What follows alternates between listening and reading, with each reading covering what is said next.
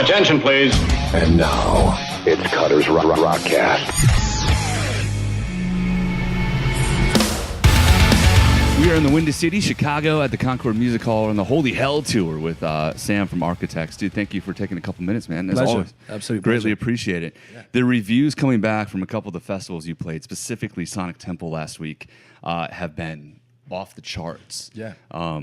You guys continue to win over crowds in the United States. Yeah, it's been fun, man. It's been nice now, especially touring on this record, to kind of be over here and bring a bigger show. Like every time, you know, we take a step forward, we always want to make our shows bigger. And yeah, it's been really fun. And playing these songs live has been cool. And I feel like the record's done well everywhere, but I think in America in particular, it's made like quite a jump out here compared to everything else. So yeah, it's been really cool, man. It seems like a lot of the music, you know, Architects specifically, but a lot of the bands of your genre, it's, you know, okay, 5, 6 for you guys. This is your 7th album. 8th. 8th album. I'm sorry. No, it's okay. The one before was like 7 tracks, so it's like a mini album. That's EP, man. Yeah, Come on. Yeah, Let's and I wasn't on it, so yeah, I'm with you. There you go. Yeah. But yeah, these jumps up have been coming. We just did a backstage thing with Parkway Drive. We were just talking about the same thing, the same type of subject. Yeah. The heavier bands, especially the ones that are the more intense, you know, kind of darker toned, have really jumped up a lot. Yeah, it's cool. I think heavy music is in a good place right now. Yeah. And I think, you know, as you say, like we've been around for a while, and you know, every record, it hasn't been like a massive jump, but it's been enough to grow as musicians and grow as touring bands. So, you know, now people are taking notice. We've had, you know, like 13 years of training, so that when people do take notice, that we're as good as we can be. Right. After the obviously unfortunate passing of Tom, Doomsday hit. And I kind of want to start this conversation here because Doomsday almost felt like a once-in-a-lifetime kind of song. Yeah. It was such an emotional song. Yeah, you absolutely. could feel it throughout that whole thing. Mm-hmm. It was a weird time, and you know, I don't think many bands are ever in that position. And I think obviously all eyes were on us and what our next move was going to be. So we wanted to make sure it was like the perfect song, and it was essentially like putting in the same amount of hard work that you were putting on an album on one song. Oh, wow. And we're so happy with it, and it really connected with people in such a great way. And I think people can relate to the lyrics, not just because of Tom, but in the sense of like everyone loses somebody at some point in their life, and everybody can connect to it. And yeah, it was a really special time for that to come out, and the songs really helped the band's career as well. And yes, it's been cool.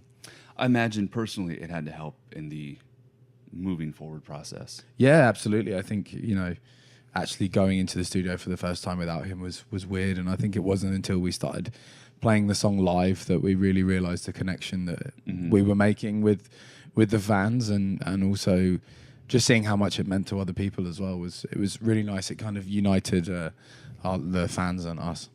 Was it then after you guys did that song that you knew we can go forward, we can do the next record, we can make Holy Hell? Yeah, because, you know, Doomsday was like, let's go into the studio with us and with Josh, and we really were trying out that studio and that producer for the record. Okay. So it was like, if this works and when we've got this, then we're good. And yeah, after Doomsday came out, we were really confident. Holy Hell, I mean, like in the same vein of Doomsday, it's music it's heavy music, but it hits on such a deeper level, not just lyrically, but musically too. I can't even explain how you guys could possibly put that together, but the music just hits so deep, man. Yeah. Like you just feel every note being played. You feel kind of every word being sung. Yeah. Throughout the whole journey of the record. Yeah, and you know, again, it's like it was such a you know, a big moment for us as a band of people like, can they still do this? And I think the people that were pointing the finger the most were us. You know, we have such a strong back catalogue of songs that, you know, Tom has written. So anything that was going to come out needed to be not just better than All Our Gods, but needed to be really, really special. And, you know, all of us pulling in the same direction, you know, a lot of sleepless nights and months of hard work. And you can tell it's not a record that's phoned in at all. I think it's, you know, every second of music has been thought about a million times, and whether it's the right thing or wrong thing, you know. And you know, we pride ourselves on our performances as musicians, and say it again. Yeah, musicians, and you know, we're pretty hard on ourselves in the studio, so it was important to make sure that it was perfect. Now, Doomsday, it's been well publicized that Tom obviously wrote the guitar parts for that, or some of them, the main part anyway. In going in to do Holy Hell, were there still Tom ideas that you guys were using? Yeah. There's 3 songs, which are full Tom songs. Okay. And like he's throughout the record, like little bits and pieces that we can work, that Dan managed to work into like middle eights or verses, or you know, he was always creating, and you know, like songwriting for Tom was like not just a thing that he had to do once every couple of years. It was like already writing. So yeah, we managed to, well, Dan managed to create like something really special with him throughout the whole record, and yeah, it's really cool to be able to play those songs and to like just be like, this is crazy. And what's really cool is like the 3 songs that are his, only we know. Yeah. So nobody knows. There's no really? We've never publicized what he's done, and we didn't want to like. I want to ask. Yeah, we didn't want to like have people pick Tom songs over Josh songs or over Dan songs or anything, because you know the whole record was essentially written by all of us. You know, so it was cool. Being such a heavy band, since you just mentioned picking songs, you know, the couple singles that have been released from Holy Hell, of course, Royal Beggars, and Hereafter. What are you guys thinking about when you're thinking about what songs we want to kind of push out to the masses first, or in more of a mass appeal kind of way? I don't think we really think about like too much stuff really about like mass appeal. I think it's just, I guess we do in the sense of like songs reactions for live. I think we're kind of like, okay, let's put this one out because we want this to be in the set, and we want people to sing along to this bit. You know, Royal Beggars in particular, the verses were like, this is going to be really cool. We can have like a anthemic sort of cool electronic vibe. Yeah.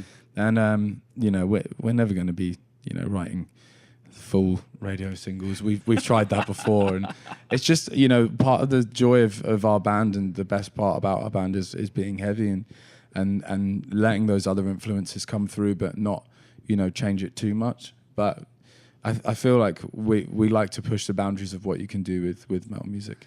I think that's okay, because as a radio programmer, I can say this 100%. It seems like if a band tries too hard to try to be like, oh, we need to be on the radio now, that's the next logical step. It never works. Yeah. Very rarely, I should say, unless somebody's throwing a ton of money at it because of the bullshit business part of this world. Yeah. I think also, like, in general, it's just like if a good song's a good song, it works, you know, and you know, you should never be like, right, we're going to write a 3-minute 10 song which has got 4 choruses and goes on the radio, like, you know, formulaic stuff like that never seems to work out. The local radio station that I programmed, we played Doomsday, and man, it took off. Like you could just feel the reaction of that, and it was.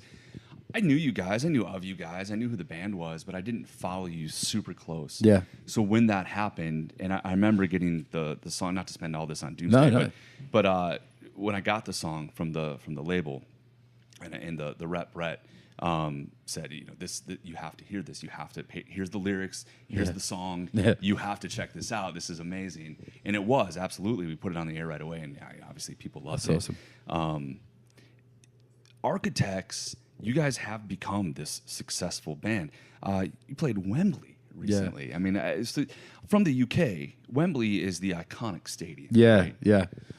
What was that experience like? It was a trip, but it was almost like one of those things where you just like can't really take it in because it's too much. Yeah. And I think we've always kind of had our eyes on the next prize. So like when we did Ali Pally, it was like, okay, cool. We came off stage, like, okay, we're going to do Wembley. Sure. So like coming off stage after Wembley, it was like, okay, like what's next? And you know, you figure, I don't ever want to like stand still. You know, I think when the band's done and when the time comes that we aren't playing music anymore, then I'll be like, that was fucking crazy. But until then, it's like just keep focused and just stay pretty grounded. You know, I feel like I'm not one to like blow my own trumpet or the bands. I think we write good music.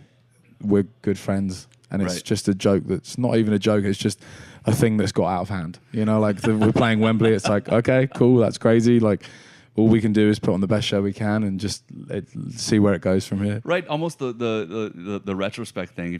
How old were you guys when you started this band? Teenagers, right? Yeah, like when I joined, I was just 18. Yeah, and now I'm 30. So it's the 18-year-old kid go, we're going to be on tour all over the world and sell out shows in every major city, and we're going to play Wembley, and but we're also going to play screamy, heavy music. Yeah, it's very surreal, and you know, we sound like a broken record, but we're just so thankful and so grateful to be in this position. I always find it so strange when bands like moan or try and act like their life's hard. It's like, grow up, you're in a band. Like, you know, when people are like moaning all the time, it's like, this is your decision. Like, you know, it's your decision to be in a band. Like, if it's that hard, fuck off, because no one wants to like buy a record of a band that is just phoning it in for money. Like, I'm not here for the money. I'm not here for anything other than just having a good time and connecting musically with our fans and having that hour and a half of playing music. It's the best. So what's the most intense thing you've heard from a fan coming back? Obviously, again, with the music being so intense, like we were talking about earlier. We hear intense stuff all the time. Like, people are very open with us. Sometimes it's like a little bit too much because like, you know, we're dealing with our own shit, and you know, we're not like counselors or anything, but you know, we're quite vocal about like how important it is to be open about your mental health and about, you know, depression and anxiety and grief. And I think people, you know, they always like thank us for our music and say that it's helped them get through it. And I always try and say, like, I appreciate that, but you're stronger than you think. You know, like, we were just a soundtrack to you getting through that. And yeah, the fans are pretty open. Like, sometimes there's definitely some things where you're like, it replays on your mind a bit, and it's, you know, everyone goes through some tough times, and you know, if we can help them, that's the best thing we can do. Music is that's the ultimate counselor, I think. Yeah. Obviously, you know, when we sit and talk about mental health, and that's been a subject matter this month especially, but over the course of the last few years, the conversation really has arisen and become more public, which is a great thing. Yeah, for sure. But music, finding that music that you can grab hold to, that can put you in a different mood, that can get you through. I mean, that's I think that's what's important. I think that's, you know, one of the cool things about being in a band, and I think especially now more than ever, you know, you see stuff that's happened with Chris Cornell and with Chester Bennington. It's like, you know, we have to be able to protect these singers and musicians, because, you know, just because you're in a band doesn't mean you're immune from like feeling low and feeling sad, and you can have every success in the world and still feel, you know, very, very lost and troubled. And I think it's what's great now, especially in the metal community, is, you know, people through things like that happening are being more vocal about it, and I think that's really cool. As the vocalist, and even for guys like you just mentioned, you know, writing those words down and wearing your heart sort of on your sleeve. Yeah. I feel like that might even make it a little bit more intense. Yeah. Coming back at you. Yeah, I think, you know, especially for Holy Hell, you know, Dan was writing incredibly like important lyrics, and you know, hearing him speak about his brother and our best friend was really hard. And you know, after it, I started going to counselling and speaking to, you know, professionals, and which is important, because it's a lot of weight to take on your shoulders. And me, Ali, and Dan all go to counselling, and we're very like, we're open about it, because, you know, why should you be ashamed of admitting that you need help? I think it's an incredibly strong thing to do if you feel like you need that. But yeah, like seeing fans sing it back, you know, it really does hit home, especially when you see like a room full of people that are like on your side, you know, like fighting for you and showing you that they care. Like, sometimes that can really, really get to you. Absolutely. Sam from Architects, what's next after this? This tour is almost wrapping up, right? Yeah. And then go overseas? Yeah, we have 4 days off at home. And then we do All Points East Festival with Bring Me and While She Sleeps, and it's going to be a really cool festival. It's in funny, London. we were just Luna, who's always with me at these things, but you never see her. That'll change sometime. We were just talking about, because there was a quote in an article when I was just doing a little bit of research for this conversation, just to make sure I had all my facts right, you know. There was a quote in an article from The Independent about Bring Me the Horizon sort of opening the gates for this type of music to become as popular as it has. And we jokingly said, "Oh, Bring Me the Horizon and Architects together would be amazing." Yeah, and you know, like a lot of our careers, like growing up in England and Europe, we were doing that a lot. And you know, we've done 2 tours in America actually with Bring Me as well. But you know, we love fucking missed it. Yeah, God damn it. we love those guys, and you know, playing in the UK together is going to be special. And then we've got loads of Eurofests lined up, and then we go to Australia, which is fucking crazy, like big shows, which is, we're just taking every day. Okay, major difference for you. Yeah. The European hard rock and heavy metal festivals versus the last decade influx of North America. The American ones are actually surprisingly similar, I think, now. Yeah. Like, especially out here, the 3 that we've done, like, they're bigger Which sites. ones have you done? Obviously, Sonic Temple. Welcome to Rockville, and Epicenter, yeah. Okay. The only thing is actually the weather's more fucked out here. We had we had like 2 of the festivals we nearly didn't play.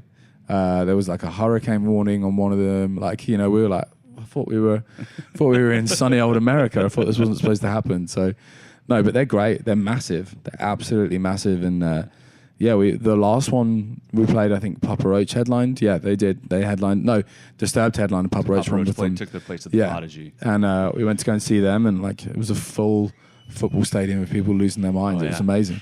Oh yeah. Yeah. Well, here at Soccer Stadium, but same. Yeah. Yeah. I think it was the Columbus crew. Yeah. Oh yeah. Yeah. So like MLS. We've that's a festival that we've been going to for years. Yeah. I unfortunately personally haven't made the last couple. My co-host Katie goes every single year. The aforementioned Luna goes every year. Yeah, it's amazing. That festival is intense. I mean, yeah, that it's really cool. Huge. I think there was like a warning like the day after. Then so like Bring Me didn't play or something, and there was crazy weather or something. You're gonna make her cry, dude. Yeah, it's crazy weather. Bring Me, Chevelle. I forget who else. Quite a few bands didn't. Yeah, there was another one like on Foo Fighters still played. Yeah, there was another one on Sonic Temple where like Tool didn't get to play, I think, as well. That was Jacksonville. That was one of the other 2. Maybe one of the other 2 that you played.